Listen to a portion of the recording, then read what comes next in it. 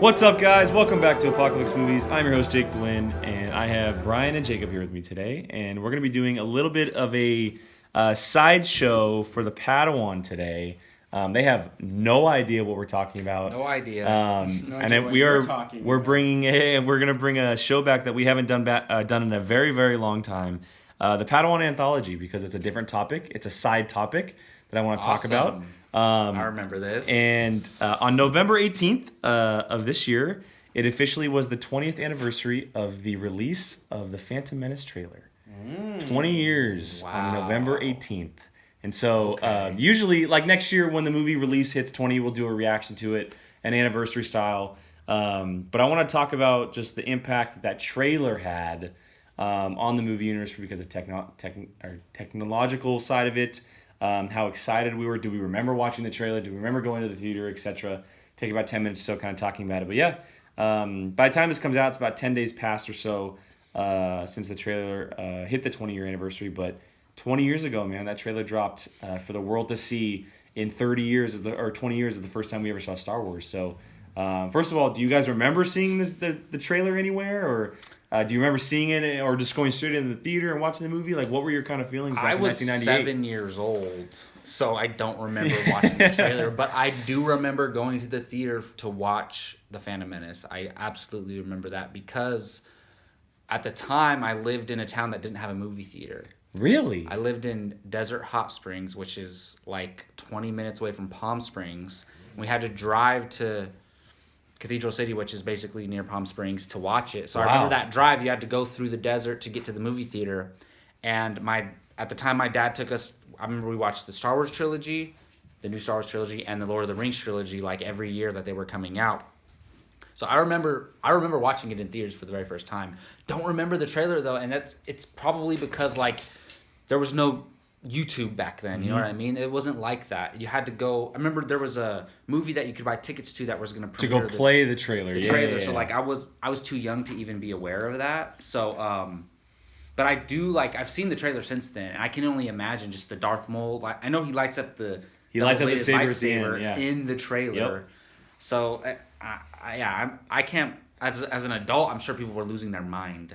Like, it's crazy. I remember the trailer. I don't remember them going and seeing the movie, which is really funny. Yes, because I remember I lost my effing mind seeing the double-sided lightsaber. Yeah, as probably everybody did. And I remember just being obsessive with Darth Maul. Like, he was the greatest thing in the whole entire world growing up. Like, I remember going to Disneyland, getting his double-sided lightsaber as a thing that just running around the neighborhood, like, using it. I do not remember for the life of me. I'm sitting here trying to think. I cannot think of going and seeing this movie. I remember Attack of the Clones, but I don't remember the first one. 1999. And that's going to bug me. Yeah, I don't remember seeing either. I was only 7 at the time, and so or 6 at the time the trailer came out. I don't have any memory of watching the trailer. I may have seen the movie. I'm not 100% sure. My dad was always a movie guy, and so he always took me to movies as a kid. The early memory I have of watching a Star Wars movie is Revenge of the Sith, so it's not until 2005. I legitimately remember going to the theater and watching a Star Wars movie. But, 20 years ago, the fact that this trailer came out, and if you watch it today, just the way it looks is, like, crazy that it's 20 years old. Like, there's so many technology-savvy elements in the trailer. Obviously, the one thing that stands out is the pod racing scene.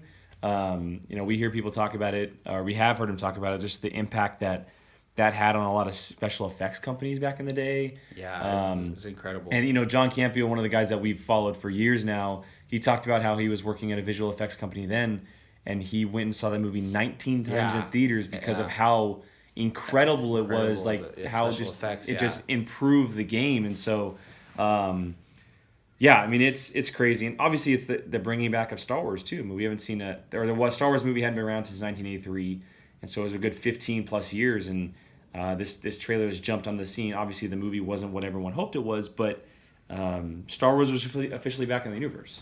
Yeah, I forever love The Phantom Menace.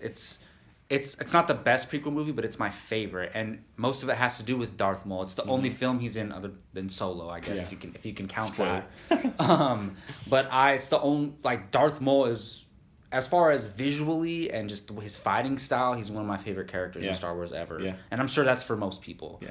But for me, it just like it made me a true Star Wars fan because I loved the originals as a kid and I watched them over and over and over again. But then like that was my first time seeing it on the big screen and experiencing your first real all of experience that. with it. Yeah. And I didn't know what a bad movie was. So yeah, you're 7 years old. exactly. And it just Go ahead. it's safe to say that like yes, Star Wars the original trilogy contributed a lot, but like safe to say that like The Phantom Menace has a lot to do with the fandom, my fandom today. So like I love that movie, even though it's not great. It's funny. I don't know what you said. Just triggered. I now remember where I was. Where were you? So it was the local movie theater. I remember going with, I would imagine my dad, because my mom doesn't really care for this type of stuff. And I remember we had to wait outside to get inside. Yeah. And it was around the building. Yeah. And I remember freaking out. Like, we're not going to see the movie. We're not going to see the movie. We already have tickets. We're still not going to see the movie. Like, I remember freaking out. Now, it's funny. I think what triggered with when you said the pod racers, I don't know what it just all clicked. But I just remember buying so much toys for this movie. The I had merchandise all the toys. The merchandising. I had the little 3.5-inch ones, like all of them. That's probably what I'm gonna have the biggest relationship with this movie is because I was a Lego freak. Okay. I had Legos on top of Legos on top of Legos, and they were all Star Wars Legos. Yeah, see, I was the action figure. And so I connected with that through these movies. I specifically remember doing that and building these and playing with them, but I don't have any recollection of going to see the movie. Have either of you seen the movie Fanboys? No. I haven't, no. God, I'm gonna use it on the movie watch challenge. I'm gonna challenge someone. The premise of the movie is based around going to the premiere of this movie. I've heard of Isn't the it a movie. Kevin Smith movie? I believe so. I'm not 100% sure. Dan Fogler's in it from Fantastic Beasts, who plays Jacob, and so he's in that movie and he's ridiculously funny. But when I watch that, I get that feeling like there are so many people around this world that did that entire thing when the movie was coming camped out. outside. Yeah, it's crazy. I'm guessing I saw it like 3 weeks or something after it came out. Your parents didn't want to take you to the craziness. Of course not. Because I remember driving to the theater and going straight in. So we must have seen it. But still, back then it wasn't like today. There was no spoilers. God, no, you're not on Twitter like hearing everything. So it's way different. You could wait that long. And there's no buying tickets a long time. It's crazy because I'm glad you made this little special, surprise podcast because this is a fond memory of mine, just that movie in general. So I'm always down to talk. I'm jealous that I don't have a memory of watching it. So. Yeah, it's like slipping away, but I do remember it. I was probably in my local mall theater or the state theater back in my hometown. It was a very small theater, but I mean, I would ask your dad. Ask yeah, him, I know. Dad, seriously, did we go see Phantom Menace? Yeah, I just remember all the toys I had. That was the first. Big kick that they said. Well, I would save money and do chores and stuff to go buy the Star Wars toys. I had Anakin's pod racer, Sebulba's pod racer, the Naboo, pod racing toys. Oh my god, the Naboo Starfighter. Dude, that made noise. Can we get a campaign to bring pod racing back somehow in the Star Wars? They should do a whole series based around a pod racer. I used to want a movie, but now I want a TV series just on Tatooine or wherever, and it's just about this kid or this who is a pod racer. A pod racing circuit around Tatooine. Yeah, and it's just about that. It'd be so cool. Dude, we need to work with Lucasfilm. Exactly. We need to work for Lucasfilm. Yeah. Do you remember, I want to say it was Burger King or McDonald's that did it. They had, it was, do you remember the part in the movie where Qui-Gon talks on the little, walkie-talkie the little thing. They used to have a toy that had, it was a little microchip, and and you got them, and you would hold them up to the walkie-talkie, and it would start talking.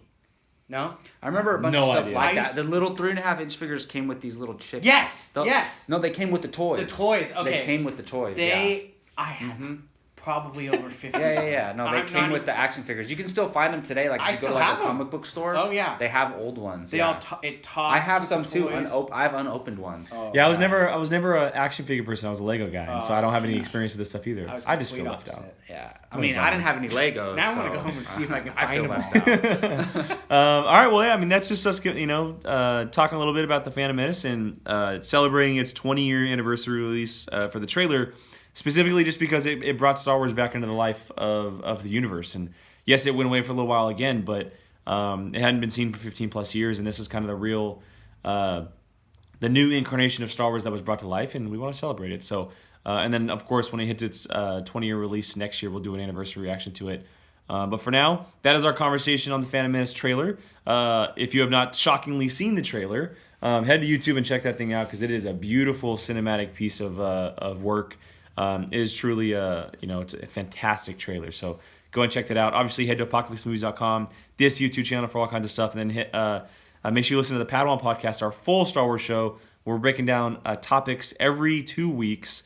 Our last one was being thankful about Star Wars due to Thanksgiving. And then our next one's going to be talking about George Lucas and whether or not he should or would direct a Star Wars movie in the future.